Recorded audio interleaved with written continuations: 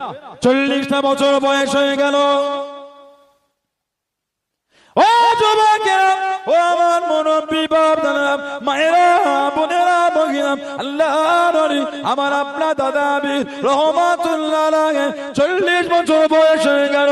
আল্লাহর ওলি হুজুর আমার রাত্রিরে ঘুমাতে লেগে দেন, হুজুর আমার রাত্রিরে শুয়ে দেন, গভীর রাত্রিরে আল্লাহ আমাকে রুকুমে স্বপ্নের মধ্যে দেখেন, খবের মধ্যে দেখেন একটা উঁচু জায়গায় দুনিয়া বাদশাহ হাবিবুল্লাহকে জনাবে মুহাম্মদুর রাসূলুল্লাহ সাল্লাল্লাহু আলাইহি ওয়াসাল্লাম আল্লাহ নবী তাশরীফ খানা রেখে দেন, আল্লাহ নবী তাশরীফ খানা রেখে দেন। আল্লাহ নবী ডাক দিয়ে দিলেন, আল্লাহ নবী ডেকে নিলেন, ও মুহাম্মদ সিদ্দিক আকবর আওলাদ, আমি নবী আমার সামনে চলে আসো, আমি নবী আমার কাছেতে চলে আসো।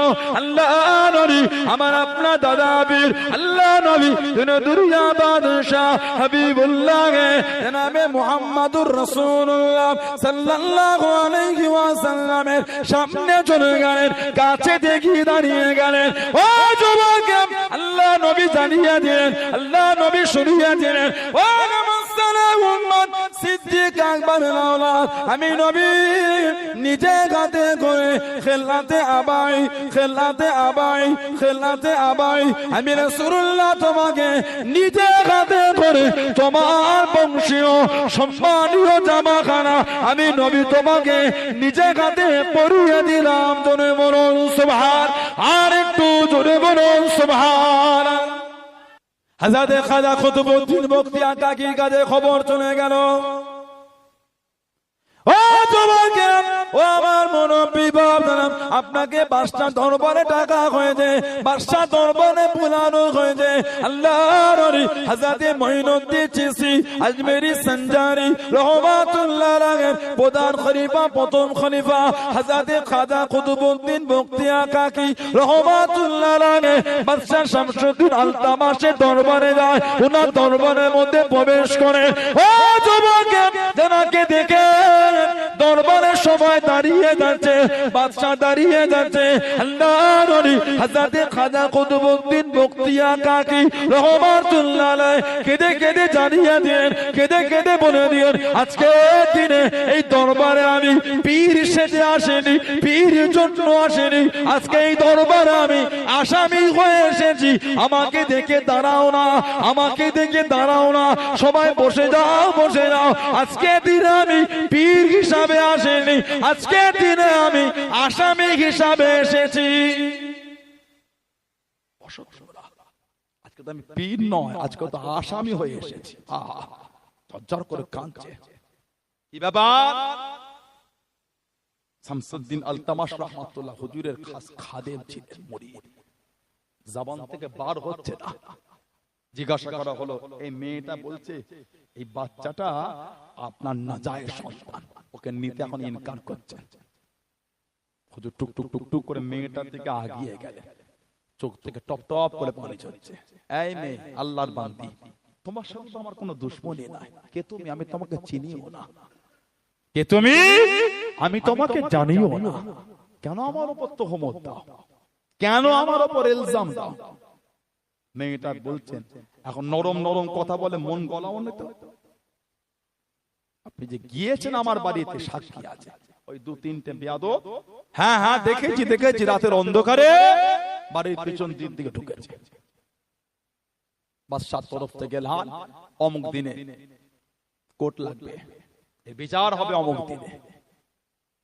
গোটা দিল্লির মধ্যে একটা অন্য পরিবেশ তৈরি হয়ে গেছে। খাজা কুতুবউদ্দিন বখতিয়ার কাকি রহমাতুল্লাহ জবরদস্ত আল্লাহর ওলি, খাজা হুজুরের প্রধান খলিফা ছিলেন। রাজ দরবার থেকে বার হয়ে উটের পিঠে চাপবে, খাদেম নিয়ে যাবে। হুজুর বলে, হেঁটে হেঁটে যাব। টুক টুক টুক টুক করে হেঁটে হেঁটে ঘুরছেন। আজমির শরীফের দিকে তাকিয়ে কাঁদছেন। আয় আমার পীর, কুতুবউদ্দিন তো লাওয়ারিস নয়, কুতুবউদ্দিন তো লাওয়ারিস নয়, আমার পীর তো আপনি। আজকে আমার উপর এই তোহমত, আজকে আমার উপর এই তোহমত। হুজুর, আপনি আমাকে শুকিয়ে থাকতে বলে যে আল্লাহর রাজামন্দির জন্য আমি শুকিয়ে থেকেছি। আপনি আমাকে রাত্রিরে তাহাজ্জুদ পড়তে বলে, আমি রাত্রিরে তাহাজ্জুদ পড়েছি। আপনি আমাকে রোজা রাখতে বলে, আল্লাহর রাজার জন্য রোজা রেখেছি। হুজুর আপনি আমাকে এটা বললেন না, এত কঠিন জায়গায় আমাকে দাঁড়াতে হবে। কাঁদছেন, বাড়িতে গিয়ে রুমে গিয়ে ঘুমিয়ে গেলেন। রাত্রের আল্লাহ পাকের হুকুম, খাজা মঈনুদ্দিন চিশতির সাথে আল্লাহ পাক দিদার করিয়ে দিলেন। খাজা মঈনুদ্দিন চিশতি বললেন, এই কুতুবউদ্দিন, ভয় খেও না, আমি অমুক দিন আসবো। সুবহানাল্লাহ বলেন। আমি বিচারের আগে আমি আসবো, বিচার হবে। মাগরিবের নামাজ, খাজা কুতুবউদ্দিন বখতিয়ার কাকি নামাজে দাঁড়াবেন। আজমির শরীফ থেকে কাফেলা এসেছে, কিন্তু খাজা মঈনুদ্দিন চিশতি আসেনি। কান্নাটা বেড়ে গেল। কালকে বিচার, কালকে বিচার। 3 দিন সময় ছিল ঘরে। মাগরিবের নামাজে দাঁড়ালে, সালাম ফিরিয়ে দেখছে খাজা মঈনুদ্দিন চিশতি রাহমাতুল্লাহ পিছনের কাতারে, ওনার দূরের কাজ ছেড়ে গিয়েছে, উনি দূরের কাছে একা একাই পড়ছে। জোরে বলবেন না। নামাজ হয়ে গেল, নামাজের পরে বাড়িতে গেলে, রাত্রে খাওয়া দাওয়ার পরে পীরের কাছে বসে বসে খাজা কুতুবউদ্দিন বখতিয়ার কাকি কাঁদছেন, হুজুর কি মুসিবতে আমি পড়ে গেলাম। খাজা হুজুর তাম্বে, থামো, তুমি বেশি ইজ্জত আলা না, ইউসুফ বেশি ইজ্জত আলা। তুমি বেশি ইজ্জত না আল্লাহর নবী ইউসুফ আলাইহিস সালামের ইজ্জত। তুমি জানো না তার নামে জিনার তোহমত দিয়েছে? তুমি বেশি ইজ্জত ওয়ালা না মা আয়েশা বেশি ইজ্জত রাদিয়াল্লাহু তাআলা। কেন? মা আয়েশার নামে জিনার তোহমত দিয়েছে। থামো, পীর তারা মেরে দিলেন, চুপ করে গেলেন। ফজর হয়ে গেল, রাজদরবারে বিচারের ঘন্টা বেজে গেছে। খাজা মঈনুদ্দিন চিশতি খাজা কুতুবউদ্দিন বখতিয়ার কাকিকে সাথে করে নিয়ে যাচ্ছে। খাজা হুজুরের চোখ দিয়ে পানি পড়ছে। আমি মনে করলাম দিল্লির মানুষ আমার কুতুবউদ্দিনকে কত ভালোবাসে, এর এত বেয়াদব আমার কুতুবউদ্দিনের বিচারীরা দেখতে এসেছে, এত ভিড়। কিছু বললেন, টুক টুক টুক টুক করে চলে গেলেন। বিচার শুরু হয়ে গেল। মেয়েটা বলছে এটা উনার বাচ্চা 2 মাসের নাজায়েজ সন্তান। এই সাক্ষীকে দেখেছো? খাজা হুজুরের সামনে জুররাত হয় না জবান থেকে কিছু বার হবে। জবান শামসুদ্দিন আলতামাশ দিল্লির বাদশা, এই সাক্ষী যদি গন্ডগোল করো শরীরে মাথা থাকবে না। ওরা চোখ নিচের দিকে করে বলে, হ্যাঁ হ্যাঁ দেখেছি, তাহাজ্জুদ রক্তে দেখেছি, ঘরের পিছনে ঢুকেছে। খাজা হুজুর সব শুনে নিলেন। মেয়েটার কাছে খাজা মঈনুদ্দিন চিশতি গেলেন রাহমাতুল্লাহ আলাইহি। এই মেয়ে, কেন আমার খাজা কুতুবউদ্দিন বখতিয়ারকে কেন তোহমত দিচ্ছ? না না, নরম কথা বলে মন গলাবেন না। খাজা হুজুর সব যখন হয়ে গেল, খাজা হুজুর ওই বাচ্চার কাপড়টা ধরে টানলেন। এই ছেলে, তুই কার জন্মে? লোক বলছে বাচ্চা আবার কথা বলে, বাচ্চা আবার কথা বলে। আল্লাহ পাকের হুকুম, ওই বাচ্চাটা 2 মাসের বাচ্চা, আল্লাহ জবান খুলে দিয়েছেন। বাচ্চা বলছে খাজা কুতুবউদ্দিন বখতিয়ার কাকি আমার বাপ নয়, অমুক ওই যে উঁচুতে আসে অমুক দলের নেতা, ওটা আমার বাপ। খাজা কুতুবউদ্দিন বখতিয়ার কাকি আমার বাপ নয়। জোরে বলেন সুবহানাল্লাহ।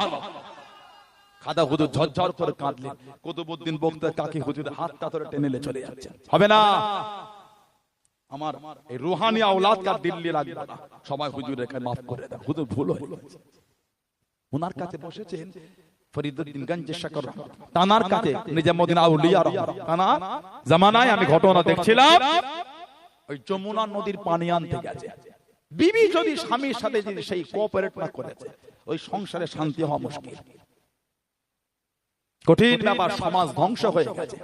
দিন রাত খালি ফেসবুকে বিভিন্ন জামার ডিজাইন, গয়নার ডিজাইন, বাড়ি সাজাবার ডিজাইন, জুতোর ডিজাইন, এটার ডিজাইন দিন রাত দেখে আর স্ক্রিনশট করে করে স্বামীকে পাঠায়, এটা লাগবে ওটা লাগবে। তো স্বামী কি দেশের প্রধানমন্ত্রী নাকি?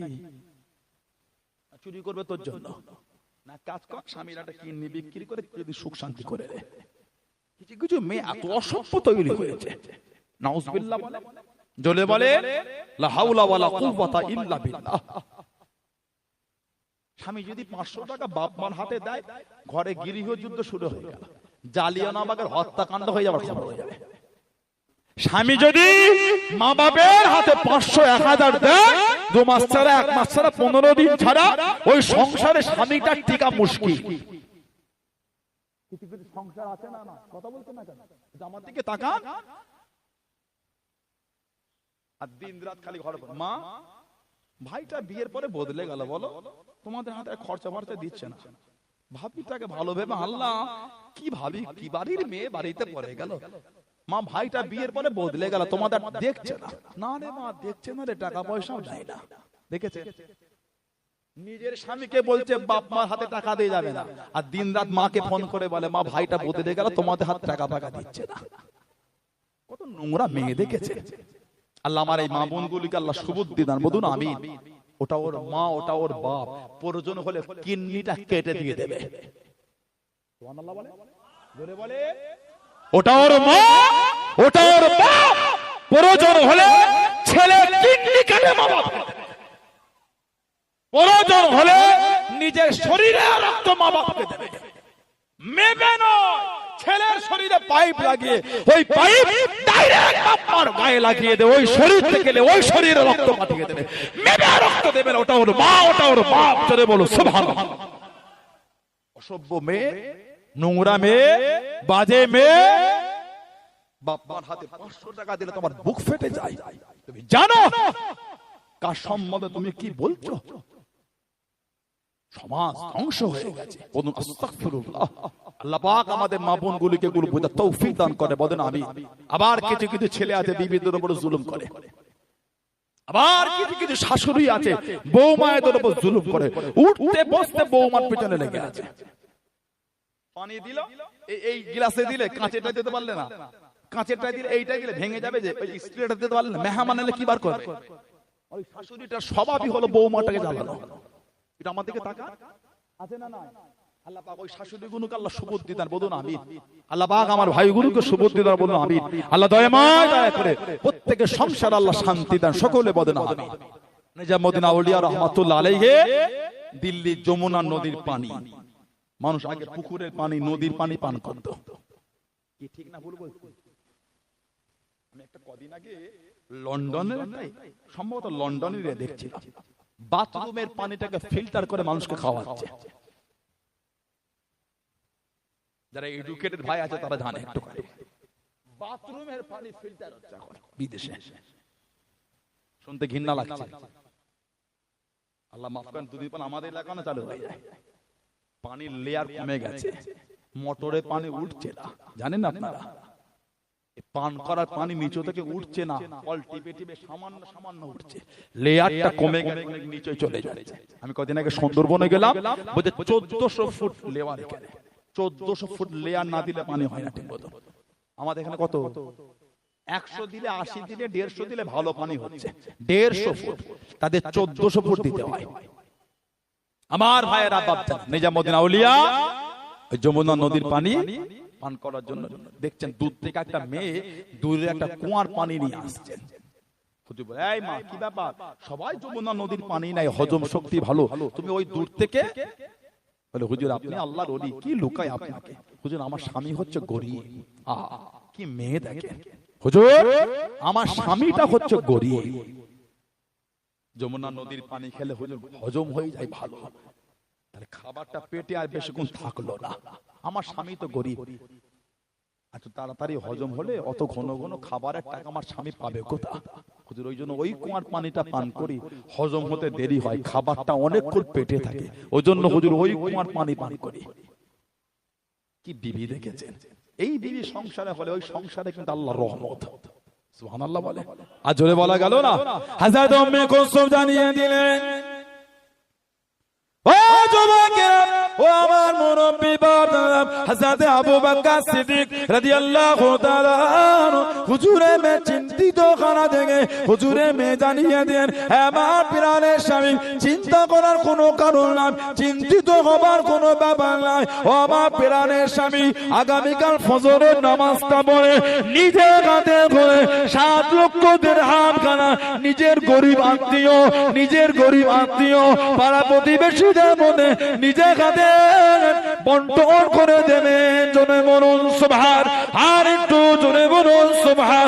ও যুবক, আল্লাহ রাসূল সাহাবী আল্লাহ নবীর মুহাব্বতের সাহাবী হযরত তালহা ইবনে উবাইদুল্লাহ, হযরত তালহা ইবনে উবাইদুল্লাহ, হযরত আবু তালহা রাদিয়াল্লাহু তাআলা টুকটুক করে চলে গেলেন। ফজরের নামাজটা আদায় করে নিজে হাতে করে 7 লক্ষ দিরহাম নিজের গরিব আত্মীয় স্বজন, নিজের গরিব আত্মীয় স্বজন এতিম মিসকিনের মধ্যে নিজে হাতে বন্টন করে দিলেন। জোরে বলুন সুবহান, আর একটু জোরে বলুন সুবহান। ব্যবসার 7 লক্ষ দিরহাম নিজে হাতে দান করে দিলেন। আর আমরা সমাজের মসজিদের যে বাক্সগুলো আছে খুলে দেখবেন 15 দিন পরে 1 মাস পরে 4-5টা করে ছিনা ছিনা নোট বেরোচ্ছে।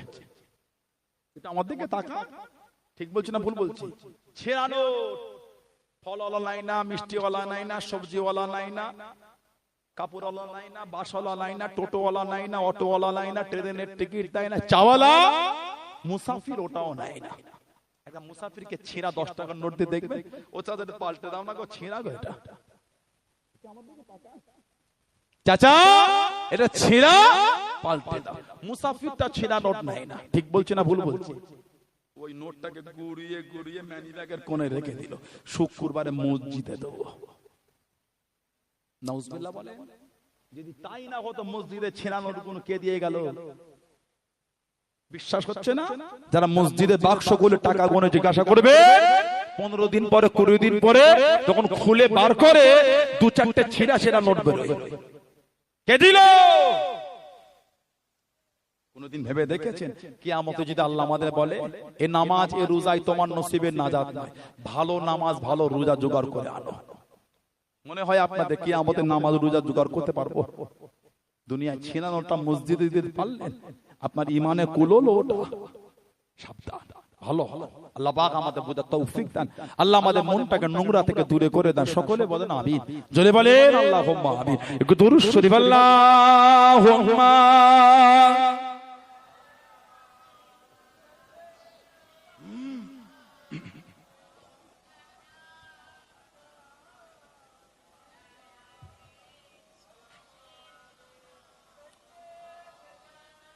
আল্লাহুম্মা সাল্লি আলা সাইয়্যিদিনা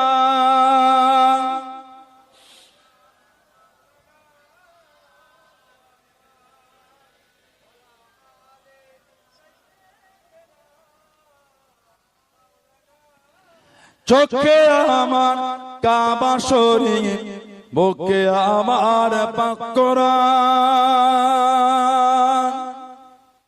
চোখে আমার কাবা শরীফ, বুকে আমার পাক কোরআন। কোথায় গেলে পাবো নবীকে, কোথায় গেলে পাবো নবীকে, বলে দাও গো মেহেরবান। চোখে আমার কাবা শরীফ, বুকে আমার পাক কোরআন। ঘুমিয়ে আমি স্বপ্ন দেখি কে জানো কি বলতেছেন। ঘুমিয়ে আমি স্বপ্ন দেখি কে জানো কি বলতেছেন। একটি উজ্জ্বল পিণ্ডর ছবি আমার চোখে ভাসতেছে।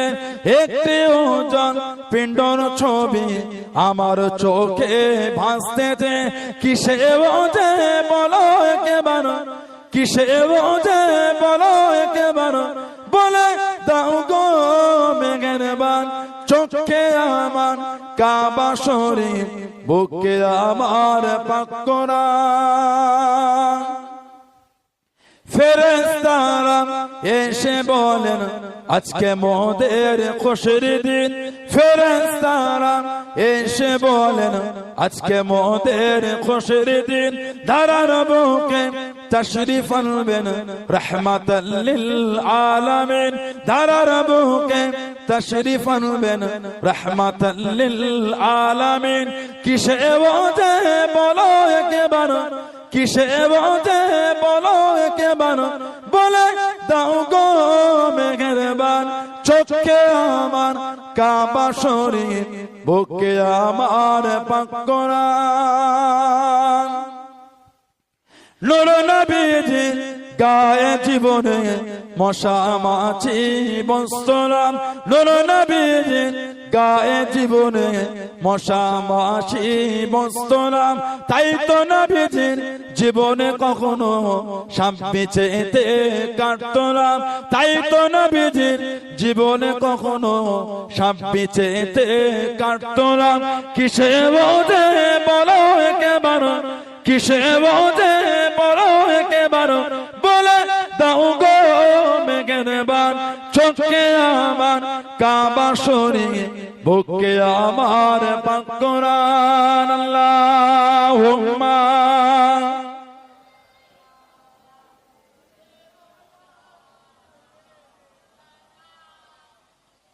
ওয়ালা আলে সাইয়্যিদিনা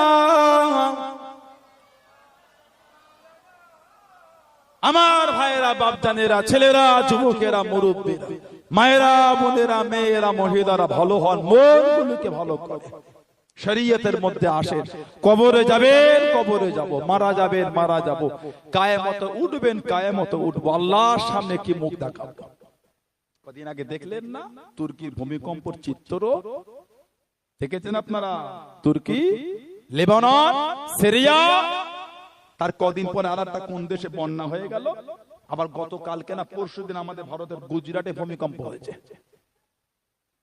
20 তলা বিল্ডিং 30 তলা বিল্ডিং 10 ঘন্টা লাগে না 10 সেকেন্ডে ধুলো হয়ে গেছে ধুলো ধুলো হয়ে গেছে ঠিক বলছে না ভুল বলছে কোনো খবর হবে না 30 তলা বাড়িগুলো 10 সেকেন্ড 15 সেকেন্ডের ব্যবধানে ধুলো হয়ে গেছে কে করলো বলো কে করলে ইন্নাল্লাহা আলা কুল্লি শাইইন কাদির আবার 15 ঘন্টা নয় 200 ঘন্টা 300 ঘন্টা 350 ঘন্টা 400 ঘন্টা পরে যেখানে বিল্ডিং গুলো ভেঙে ভেঙে জড়ো হয়েছে ভগ্ন অবস্থায় পড়ে আছে ওগুলোকে সরিয়ে সরিয়ে 400-500 ঘন্টা পরে ওর নিচে থেকে বাচ্চা বাচ্চা দুধের বাচ্চাগুলিকে অক্ষত অবস্থায় জিন্দা পাওয়া যাচ্ছে একটু জোরে বলা গেল না কে রাখলে ইন্নাল্লাহা আলা কুল্লি শাইইন কাদির জোরে বলো আর একটু জোরে বলা গেল না 10 থেকে 12 বছরের ছেলের ভিডিও নেটে ভাইরাল হয়েছে ঘুরছে তুর্কির এই ভূমিকম্প পরে নার্সিংহোম বা হসপিটালে বেডে লাফালাফি করে তুর্কি ভাষায় বলছে ওটাকে ইংরেজিতে ওই স্ক্রিনে ইংরেজি লেখা উঠছে কি বলছে আমি যখন তলায় চাপা পড়েছিলাম তখন খিদে লাগতো খিদে কে যেন একজন সাদা পোশাক পরে এসে ওই নিচুতে আমাকে খাইয়ে যেত আদর করে যেত আর একটু জোরে বলা গেল না কে পাঠালে ইন্নাল্লাহা আলা কুল্লি শাইইন কাদির জোরে বলো মন ঠিক করে মরণ আমার আপনার হবেই হবে পালাবার রাস্তা নেই সমাজে 16 আনার কবরস্থানে কবর খুললে কিছু কিছু কবরে পানি ওঠে এই এলাকায় ওঠে ওঠে না হাঁটু বরাবর পানি উঠে যায় কবরে ওই পানি থেকেই লাশটা রেখে দেন নাকি আপনারা জানাজা হয়ে গেল এটি ইসালে সওয়াব সবের সানে করেন আপনারা সবের সানে করেন না করবে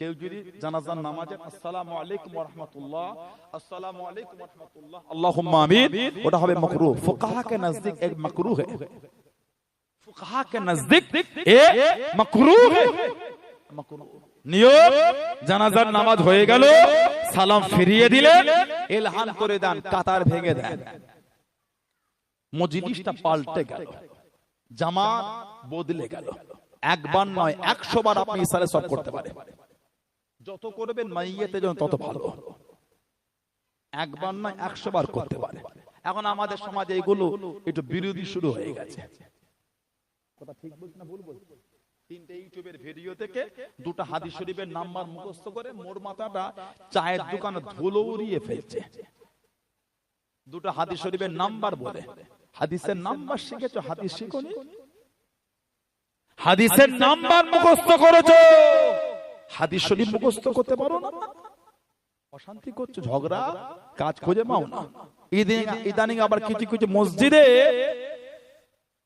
সালাম ফিরিয়ে দিলে দু একটা করে খসছে দু একটা করে খসছে বোঝেন কি বলেন তো উঠে উঠে পালাচ্ছে দলিল নেই বেদাত আস্তাগফিরুল্লাহ বলে আবার কিছু কিছু মসজিদে সালাম ফিরানো হয়ে গেলে সবাই যখন সম্মিলিত মোনাজাত করে ওরা হাতটাকে নামিয়ে রাখছে, মোনাজাত করে না। কি ব্যাপার? এটা বেদাত, চলবে না। কেউ যদি হাত তুলে দোয়া না করে নাউজুবিল্লাহ, সে কাফের না। কেউ যদি হাত তুলে দোয়া না করে সে কাফের। কি বলে? নাই করলে। এই বেদাত বলার অধিকারটা আপনাকে কে দিল? দলিল নাই, হাত তুলে দোয়া দলিল নাই, এটা আপনাকে কে শিখিয়েছে? দোয়ার গুরুত্ব বোঝেন? আল্লাহর রাসূল বলেছেন আত-তাকদীরু লা ইয়ারুদ্দু, আত-তাকদীরু লা ইয়ারুদ্দু, তাকদীর পরিবর্তন হয় না, তাকদীর পরিবর্তন হয় না ইল্লা ফিদ দুআ। দুআর ওসিলাতে আল্লাহ তাকদীরটাকে পাল্টে দেয়। বললেন না সুবহানাল্লাহ? মানুষের তাকদীর পাল্টায় না, নবী বলছেন দুআর খাতিরে আল্লাহ পাক তাকদীর ভাগ্যটাকে আল্লাহ পাল্টে দেয়। জোরে বলে, জোরে বলে। দুআ মুখল ইবাদত, দোয়া হলো ইবাদতের মূল। সুবহানাল্লাহ বলে, বললেন আলহামদুলিল্লাহ। এরা বলে হাত তোলার দলিল নেই। কিছু কিছু যুবক চ্যাংড়া চ্যাংড়া ছেড়ে জায়গায় নতুন করে গজিয়েছে। ঠিক বলছে না ভুল বলছে? সাবধান হন।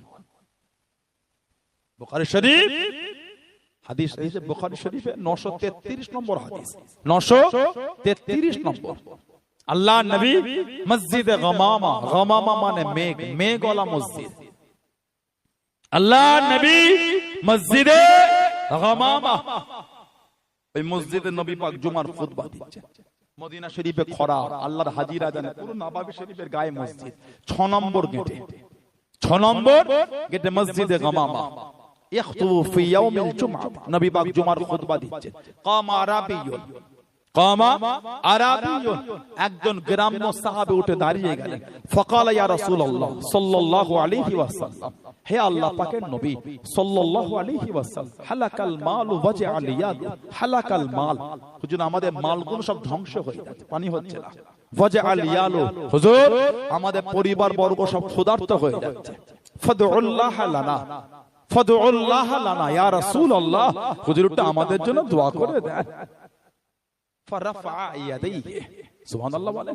রাফা ইয়ারফা মানে উঠানো, ইয়াদুন মানে হাত, ইয়াদাইহি মানে দুই হাত। ফারাফা ইয়াদাইহি, আল্লাহ রাসূল দুই হাত তুলে দোয়া করছেন। জোরে বললেন না? আরেকটু জোরে বলা গেল না? নবী পাক হাত তুলে দোয়া করেছেন না করেন? কি বলে? আল্লাহ নবী হাত তুলে দোয়া চেয়েছেন না চান না? মানা করছেন কেন? দলিল নাই, দলিল নাই, এটা কি অভ্যাস? কে এই যুক্তি আপনাকে শিখিয়েছে? এখন তো আবার এটা শাবান মাস, এখন নতুন ফের ফতোয়া কিছু করবে। এটা শাবান, আরবি শাবান, এটা ব্যাংক বোঝেন? ব্যাংক, এটা আমাদেরকে তাকান, ব্যাংক বোঝেন? কখন পাওয়া যায় বলেন তো? আপনাদের ব্যাংক বেরোয় না কখন? বর্ষা। এখন আমাদের সমাজে কিছু ব্যাংক গজিয়েছে। শাবান মাস এলে শবে বারাত বেদাত, শবে বারাত বেদাত, শবে বারাত বেদাত। যেই শাবান চলে যায়, রমাদান আসে, 20 রাকাত তারাবি দলিল নেই, 20 রাকাতে দলিল নেই, 20 রাকাত। যেই রমজান শরীফ রবিউল আউয়াল আসে, আবার রবিউল আউয়াল বেদাত, মিলাদ বানানো, বেদাত মিলাদ। ঠিক বর্ষার ব্যাঙের মতো সময় সময় বেরোয়, সব সময় পাবেন না। কথা কিছু বুঝছেন না? বোঝেন? সব সময় পাবেন না, সময় সময় বেরোয়। ফিতনা লাগিয়ে আবার লুকিয়ে পড়ে, ফের বর্ষার মতো ফের বের হবে সেই জায়গায়। আল্লাহ ফিতনা থেকে আমাদের হেফাজত করে, বলুন আমিন। বলেন আল্লাহুম্মা আমিন। শাবান মাস, এখন নতুন নতুন ফতোয়া পাবেন। কি নাই, শাবানের কোনো গুরুত্ব নাই, নামাজের দরকার নাই, রোজার দরকার নাই, অত এই রাতটাকে গুরুত্ব দেবার কি আছে? আস্তাগফিরুল্লাহ বলে বলেন নাউযুবিল্লাহ। আপনি এটা বলে এ রাতে বোম ফাটাচ্ছ কেন? এরাতে বোম ফাটাচ্ছ কেন? যারা দিচ্ছেন বাচ্চাদের পকেট থেকে টাকাটা বার করে, তারাও কিন্তু গুনাহগার হচ্ছে। ওটা মাসুম ছেলে, ওর জ্ঞান নাই। 5 জনকে দেখে ঝোঁকে পড়ে লাপাচ্ছে, বোম ফাটাবো। আপনি তো বাপ, আপনি টাকা দিলেন কি করে? কথা ঠিক বলছে না ভুল বলছে? আপনি তো বাপ, আপনি দিচ্ছেন কি করে? সাবধান, খবরদার এগুলো করবেন না। আবার কিছু কিছু মানুষের ধ্যান ধারণা, এই শাবান শবে বারাত উপলক্ষে হালুয়া রুটি করতেই হবে। বুঝতে পারছেন না? কি হালুয়া রুটি করিস না করা, ও বাবা তা তো সবে বারাতই হলো রে। আস্তাগফিরুল্লাহ বল, জোরে বল আস্তাগফিরুল্লাহ। এরকম কোনো ব্যাপার নাই, করতে পারে। লোককে খাওয়ানো একটা ইবাদত, আমল। শুধু সবে বারাতের দিনে কেন, সারা বছর লোককে খাওয়াতে পারে। হযরতে নবী ইব্রাহিম আলাইহিস সালাম উনি মেহমান ছাড়া খেতেন না, খাবার নিয়ে থাকতেন, মেহমান না আসলে খেতেন না। আল্লাহ পাক ফেরেশতাদের করে ওনার বাড়ির মেহমান করে পাঠাতেন নবী ইব্রাহিম আলাইহিস সালামকে আল্লাহ খাওয়াবার জন্য। জোরে বলো, আর জোরে বলা গেল না। আপনার এই হালুয়া রুটি আপনি করতে পারেন, শবে বারাতের দিনেও করতে পারে, এই নিয়তে নয় যে করতেই হবে, করতেই হবে এই নিয়ত নয়, আপনি করেন। এলাকার গরিব মিসকিন অসহায়কে খাওয়ালেন, মুসাফিরকে খাওয়ালেন, ইমাম সাহেবকে দিলেন, মুয়াজ্জিন সাহেব, আলেম ওলামাদের দিলেন, আত্মীয় স্বজন খাওয়ান, আমল তো। কিন্তু এই নিয়ত না হয়ে যায় এই দিনকে করতেই হবে। আল্লাহ আমাদের এগুলো বোঝার তৌফিক দান করে, বলুন আমিন, বলেন আল্লাহুম্মা আমিন। এখন আমাদের সমাজে নতুন করে ফিতনা যে এই শাবানের ইবাদতের কোনো গুরুত্ব নাই, হাদিসে নেই বলছে। আস্তাগফিরুল্লাহ, নতুন ফিতনা এটা, এগুলো সমাজের নতুন ফিতনা। সিয়াসিদের একটা কিতাব আছে সুনানে ইবনে মাজাহ, সুনানে ইবনে মাজাহ, এই হাদিস শরীফের কিতাবে 1388 নম্বর হাদিস, বাবু মাযা ফি লাইলাতিন নিসফি মিন শাবান, এই অধ্যায়ে 1388 নম্বর হাদিস হযরতে আলী রাদিয়াল্লাহু আনহু থেকে এসেছে। আন আলী ইবনে আবি তালিব রাদিয়াল্লাহু তাআলা قال, তিনি বলেন قال রাসূলুল্লাহ সাল্লাল্লাহু আলাইহি, আল্লাহ রাসূল বলেছেন, কি বলেছেন, ইযা কানাত লাইলাতুন নিসফি মিন শাবান ফাকুমু লাইলা, আল্লাহর নবী বলে যখন শাবান মাসের মধ্য রজনী আসবে, নিসফুন মানে অর্ধেক, যখন শাবানের মধ্য রজনী আসবে, কুমু লাইলা, তোমরা রাত্রিতে কিয়াম, এই কিয়াম মানে তোমরা রাত্রিতে নামাজ পড়ো। সুবহানাল্লাহ বললেন না, আরেকটু জোরে বলা গেল না, আল্লাহর রাসূল বলেছে রাত্রিতে নামাজ পড়তে।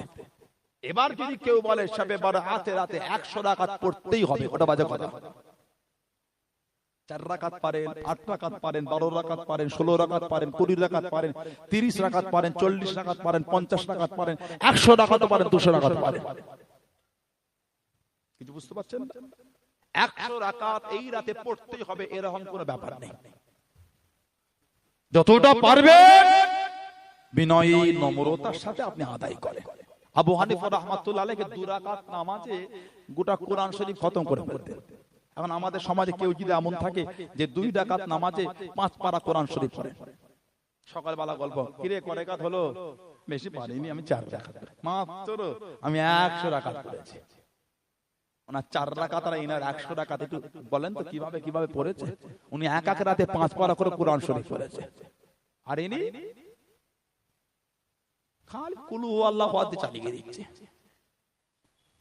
স্পিরিট বোটের মতন গাড়ি চলছে, খালি দেখা দিতে উঠছে নামছে, উঠছে নামছে, জানি স্পিরিট বোট।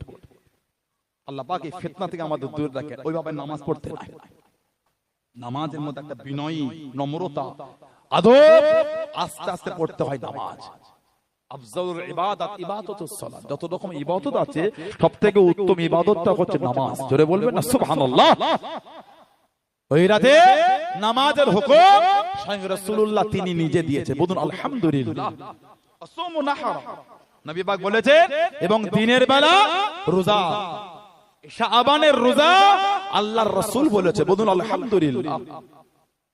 ফা ইন্নাল্লাহা ইয়ানজিল ফিহা লিগুরুবি শামসি ইলা সামাইদ দুনিয়া, নবী পাক বলেন নিশ্চয় আল্লাহ তাআলা এই দিনে সূর্য গরুব হওয়ার পরে আর সূর্য ডুবার পরে তার রহমতটাকে ইলা সামাইদ দুনিয়া, দুনিয়ার নিকটবর্তী আসমান করে দেয়, মানে তার রহমতটাকে বান্দাদের কাছে করে দেয়। জোরে বলবেন না সুবহানাল্লাহ।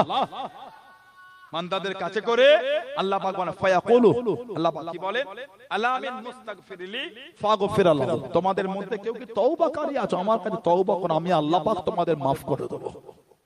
আলা আলা মুস্তারযিকু ফারযুকহু, তোমাদের মধ্যে কেউ কি রিজিক চাহলে আছে, রিজিক আমি আল্লাহ, আমাকে বলো, আমি আল্লাহ তোমাদের রিজিক দেব, অর্থ দেব, বলুন সুবহানাল্লাহ। আলা মুফতালায়া ফাহুয়া ফিয়া, তোমাদের মধ্যে কেউ কি রোগে আছো, বিমারে অসুস্থ অবস্থা, আমি আল্লাহ, আমাকে বলো, আমি আল্লাহ শেফা দেবো। বলবেন না সুবহানাল্লাহ। আলা কাযা আলা কাযা হাত্তা ইয়াতুলু আল ফজর, এইভাবে আল্লাহ পাক অমুক অমুক বলে ফজর তুলু হওয়া পর্যন্ত আল্লাহ পাক বান্দা বান্দীদের ডাকতে থাকেন। জোরে বলো, আর একটু জোরে বলা গেল না সুবহানাল্লাহ। মুহাদ্দিসিনরা এই হাদিসটাকে বলেছেন যায়ীফ।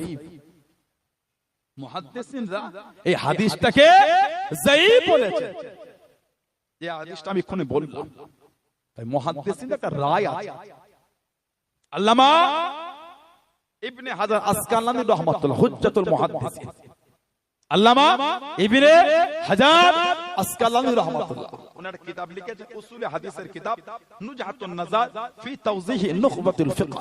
এই কিতাবে মারদুদ রিওয়ায়াতে বর্ণনা করতে গিয়ে বলেছে, এবং ইমাম ইবনে কাসির রাহমাতুল্লাহ আলাইহি, ইবনে সালাহ, মাহমুদ তাহার রাহমাহুমুল্লাহ, এবং ওরা জানাকেলে লাফালাফি করে ইবনে তাইমিয়া, ইবনে তাইমিয়া ওরা জাকেলে লাফালাফি করে, তিনিও বলেছেন।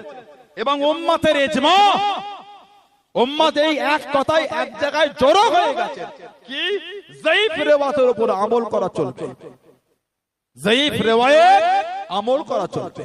এই হাদিসটা যায়ীফ হলো আমলের যোগ্য। সুবহানাল্লাহ বলে। আর জোরে বলা গেল না। আর একটা হাসান রিওয়ায়াত আছে। হাসান মুহাদ্দিসিনের রায় হলো হাদিসের মূল মাতান যদি এক থাকে, সানাদ যদি ভিন্ন হয়। মাতান বলা হয় নবী পাকের জবান শরীফের কথাকে, এটা হলো হাদিসের মাতান। সানাদ কে কার থেকে শুনে বর্ণনা করছে। মাতান যদি এক হয়, সানাদ যদি ভিন্ন হয়, ওই হাদিসটা মুতাওয়াতির পর্যায়ে, আমরা ওই হাদিসটা হাসান পর্যায়ে চলে যায়। ওই হাদিস হাসান পর্যায়ে চলে যায়। এটা একটা রায় আছে। এটা হাসান হাদিস আছে, বিভিন্ন সাহাবাদের থেকে এসেছে। হযরতে মুআয ইবনে জাবাল থেকে এসেছে রাদিয়াল্লাহু তাআলা, হযরতে আবু মুসা আশআরী রাদিয়াল্লাহু তাআলা থেকে এসেছে। এই হাদিসটা আপনি, এটাও ইবনে মাজাহ শরীফে এসেছে 1390 নম্বর হাদিস, 1390 নম্বর হাদিস। আন আবি মুসা আশআরী রাদিয়াল্লাহু তাআলা আন রাসূলিল্লাহ সাল্লাল্লাহু আলাইহি ওয়াসাল্লাম, আল্লাহ কওলা নবী পাক বলেন, ইন্নাল্লাহা লা ইয়াত্তালিউ ফি লাইলাতিন মিন শাবান ফায়াগফিরু লিজামিল খালকি। আল্লাহ পাক এই শাবান মাসে 15 তারিখের রাতে তার সৃষ্টিকুলকে আল্লাহ পাক ক্ষমা করে থাকে। জোরে বলবেন না, আর জোরে বলা গেল না। ইল্লা লি মুশরিকিন, এই রাত্রিতে মুশরিক মাপ পায় না, শিরককারী, যে আল্লাহ পাকের সাথে শিরক করে, কাউকে তুলনা করে, এই শাবানের 15 তারিখের রাতে সে মাপ পাবে না। আর একজন মুসাহিনিন, এবং বিদ্বেষ পোষণকারী, অশান্তি লাগানো, চগলখড়ি করে যারা, তারা এই রাতে মাপ পাবে না। তাবাকে আল্লাহ পাক দয়াময় দয়া করে এই শাবানের 15 তারিখের রাতে আল্লাহ পাক সমস্ত ধরনের বান্দাদের গুনাহকে আল্লাহ মাফ করে দেন। জোরে বলে, আর জোরে বলা গেল না সুবহানাল্লাহ। এখন বলা হচ্ছে এই রাতের গুরুত্ব নাই, তাহলে হাদিসটাকে বাদ দিয়ে দেবে। আল্লাহ পাক ফিতনা থেকে আমাদের দূরে রাখেন, বলুন আমিন। জোরে বলেন আল্লাহুম্মা আমিন। আমাদের সমাজে এখন হাত তুলে দোয়ার বিরোধী চলছে, তাহলে হাত তোলা দোয়ার দলিল নেই। আস্তাগফিরুল্লাহ বলে। বুখারী শরীফে হাদিস 1029 নম্বর হাদিস, 1029 নম্বর হাদিস। আল্লাহ রাসূল মসজিদে গামামায় খুতবা দেন, সাহাবী দাঁড়ালেন, এই রিওয়ায়াতটা অন্য, ইয়া রাসূলুল্লাহ সাল্লাল্লাহু আলাইহি ওয়াসাল্লাম, হালাকাতিল মাশিয়াতু হালাকাল ইয়ালু হালাকান নাস। হুজুর, আমাদের মালগুলো ধ্বংস হয়ে যাচ্ছে, পরিবার বর্গ ক্ষুধার্ত, হালাকান নাস, মানুষও ধ্বংস হয়ে যাচ্ছে।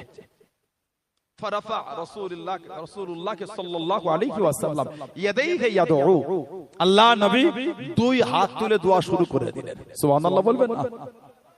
ওরাফা আন-নাসু আইদাহুম মা রাসূলুল্লাহ সাল্লাল্লাহু আলাইহি ওয়াসাল্লাম, এবং লোকজন মানে সাহাবারা আল্লাহর নবীর সাথে তানারাও হাত তুলে দোয়ায় শামিল হয়ে গেলেন। জোরে বলুন না সুবহানাল্লাহ। এবার আমাকে বলেন, সাহাবারা আমার নবীর সাথে দলবদ্ধ হয়ে হাত তুলে দোয়া করেছেন না করেন? বিদআত হয়ে যাচ্ছে কেন? নাজায়েজ হচ্ছে কি করে? আপনি করেন না ভিন্ন জিনিস, আপনি করেন না ভিন্ন ব্যাপার। হাদিস শরীফে আছে, তিরমিজি শরীফে 3499 নম্বর হাদিস, হাদিস নাসাই ফি সুনানুল কুবরা 9936 নম্বর হাদিস। আইয়ু দুআই আসমাউ ইয়া রাসূলুল্লাহ সাল্লাল্লাহু আলাইহি ওয়াসাল্লাম, কোন দোয়াটা আল্লাহ পাকের দরবারে দ্রুত কবুল হয়ে যায়? আল্লাহর রাসূল বলেছেন ক্বালা সাফুল লাইলিল আখির ওয়া দুবুরুস সালাওয়াতুল মাকতুবাত। নবী বলে রাতের শেষ অংশের দোয়া এবং প্রত্যেক ফরজ নামাজের পরে দোয়া আল্লাহ পাকের দরবারে কবুল হয়ে যায়। যদি বলা গেল না, রাতের শেষ অংশের দোয়া প্রত্যেক ফরজ নামাজের পরে দোয়া। সুবহানাল্লাহ বলে। আর একটা হাদিস শরীফ মাজমাউজ জাওয়ায়েদ এসেছে, ইমাম হাইসামি রাহমাতুল্লাহ আলাইহি রিজালুহু রিজালুস সহিহ, ইমাম হাইসামি বলেছেন এর রিজাল, এর সনদের বর্ণনার রিজাল হলো সহিহ। হাদিসটা কি? নবী পাক বলেন মারাফা কওমুন আকাফফুহুম ইলাল্লাহি আযজা ওয়া জাল্লা, যখন কোন দল নিজেদের হাতগুলি আল্লাহ পাকের দরবারে তোলে, ইয়াসআলুনাহু শাইয়ান, ইয়াসআলুনাহু শাইয়ান, কিছু চাওয়ার জন্য। আল্লাহর রাসূল বলেছেন ইল্লা কান হাক্কান আলাল্লাহি আইয়াদা ফি আইদিয়াকিম আল্লাজি সাআতা। নবী পাক বলেন তখন তারা যা চাইছে সেটা দিয়া আল্লাহ পাকের উপর ওয়াজিব হয়ে যায়। জোরে বলুন সুবহানাল্লাহ। আরেকটা হাদিস শরীফ তাবরানীতে এসেছে, মাজমাউজ জাওয়ায়েদ ইমাম হাইসামি হুজুর এনেছেন, সাহহাহু হাইসামি, ইমাম হাইসামি হাদিসটাকে সহিহ বলেছেন। আন আব্দুল্লাহ ইবনে জুবাইর রাদিয়াল্লাহু তাআলা, আব্দুল্লাহ ইবনে জুবাইর থেকে এসেছে, আন্না রাসূলান রাফা ইয়াদাইহি বিদ-দুআই ক্বাবলা আইয়ানতাহিয়া মিনাস সালাত। তিনি বলে একজন লোক সালামের আগে হাত তুলে দোয়া শুরু করলেন, সালাম ফিরাবার আগে হাত তুলে দোয়া করছেন। ফালাম্মা ফারাগা ক্বালা লাহু আব্দুল্লাহ ইবনে জুবাইর রাদিয়াল্লাহু তাআলা, অতঃপর তিনি যখন নামাজ থেকে ফারেগ হলেন, ওই সাহাবী আব্দুল্লাহ ইবনে জুবাইর রাদিয়াল্লাহু তাআলা তিনি বলেন আন্না নবী সাল্লাল্লাহু আলাইহি ওয়াসাল্লাম লাম ইয়াকুন ইয়ারফাউ ইয়াদাইহি বিদ-দুআ ইল্লা বা'দা আন ইয়াফরুগা মিন সালাত। উনি বলেন নবী পাক সাল্লাল্লাহু আলাইহি ওয়াসাল্লাম তার নামাজ থেকে ফারেগ হবার পূর্বে হাত তুলে দোয়া করতেন না। আল্লাহ নবী নামাজ থেকে ফারেগ হবার আগে হাত তুলে দোয়া করতেন। নবী পাক সালাম ফিরিয়ে দোয়া করতেন হাত তুলে। জোরে বলবেন না? তার নবী পাক নামাজের পরে হাত তুলতেন না তুলতেন? এটা আমার দিকে তাকান। মুনাজাত করতেন না করতেন না? নাই বলে দিচ্ছেন কেন? 2 নম্বর কথা, আল্লাহর রাসূল সুন্নত নামাজটা ঘরেই পড়তেন, ফরজ নামাজ মসজিদে পড়তেন। নবী পাক সুন্নাত নামাজ ঘরেই পড়তেন। তার সাহাবী যে নবীর আমলটা বললেন, ফরজ নামাজের আমলই বললেন। সুবহানাল্লাহ বলে। আর একটা riwayat ইমাম ইবনে কাসির রাহমাতুল্লাহ আলাইহি তার তাফসীরের মধ্যে এনেছেন, আন আবি হুরায়রা রাদিয়াল্লাহু তাআলা, হযরত আবু হুরায়রা রাদিয়াল্লাহু তাআলা থেকে এসেছে, আল্লাহর নবী সাল্লাল্লাহু আলাইহি ওয়াসাল্লাম, আল্লাহর রাসূল রাফা ইয়াদাইহি বা'দা সালাম ওয়া হুয়া মুস্তাকবিলুল কিবলা, রাফা ইয়াদাইহি বা'দা সালাম, আল্লাহর রাসূল সালাম ফেরাবার পরে হাত তুললেন, ওয়া হুয়া মুস্তাকবিলুল কিবলা, এমনকি নবী পাক তখন কাবা শরীফের দিকে মুখ করে, তার মানে নবী পাক সালাম ফিরিয়ে কাবা শরীফের দিকে মুখ করে হাত তুলে দোয়া করছেন। সুবহানাল্লাহ বললেন। আর জোরে বলা গেল না? দোয়াটা কি?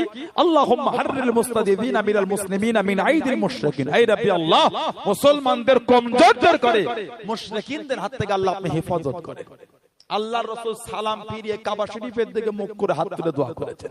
আর আপনি বলেন বেদাত, আপনি বলেন না যায়, 3টে ইউটিউবের ভিডিও দেখে মুফতি হয়ে গেলেন। এই অভ্যাসগুলো কিন্তু ভালো না।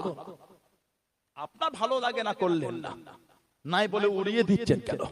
হাদিস ইমাম ইবনে সুন্নি ফি আমালুল ইয়াউমি ওয়াল লাইলা, এই কিতাবে এনেছেন, মা মিন আবদিন বাসাদা কাফাইহি ফি দুবুরি কুল্লি সালাত।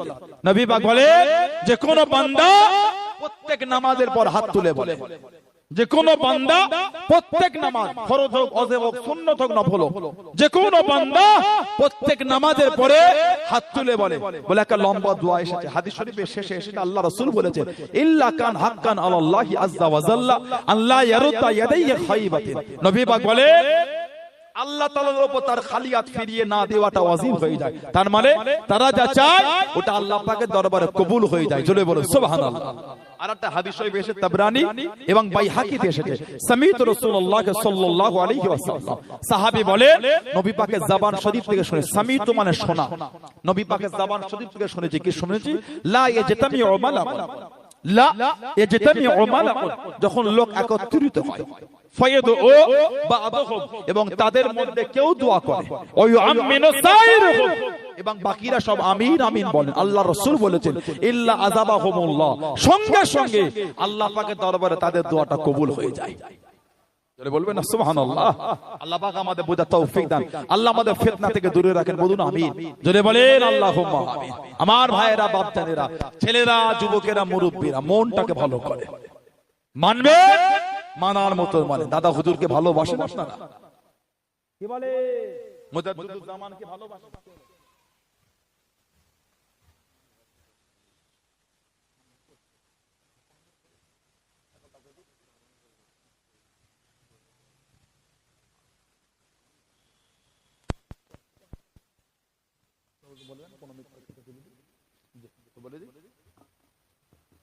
মুজাদ্দিদুল জামান হযরত দাদা পীর আবু বকর সিদ্দিক রাহমাতুল্লাহ, আপনারা ওনাকে মানেন? আমার দিকে তাকান, দাদা হুজুর মানেন আপনারা? পীর বলে, মুর্শিদ বলে মানেন? পাঁচ হুজুর পীর কেবলাকে ভালোবাসেন, মানেন আপনারা? আব্বা জান, চাচা জান, মুরব্বি হুজুরগুলোকে ভালোবাসেন, নীতি ঠিক করে, নীতি ঠিক করে। সানাউল্লাহ সিদ্দিকের ভাষা, ব্যবহার, আখলাক, চরিত্র যদি মনে হয় খারাপ, নোংরা, আহলে সুন্নাত ওয়াল জামাতের আকীদার বাইরে, আমার থেকে দূরে চলে যান, আমার কোনো দুঃখ নাই। মুজাদ্দিদুল জামানের মহব্বতটাকে ঠিক রাখবে, পাঁচ হুজুরের ভালোবাসা রাখবে, আল্লাহর ওলিদের হাক্কানি আলেম ওলামাদের মহব্বতটা ঠিক রাখবে, আব্বাজান চাচাজান হুজুরদের মহব্বত ঠিক রাখবে। হই হই করে লাচলে হবে না, হই হই করে লাচলে হবে না। সিলসিলার বাইরে, নীতির বাইরে, সুন্নাত ওয়াল জামাতের বাইরের আকীদার কথা শুনে হই হই করছেন, সাবধান।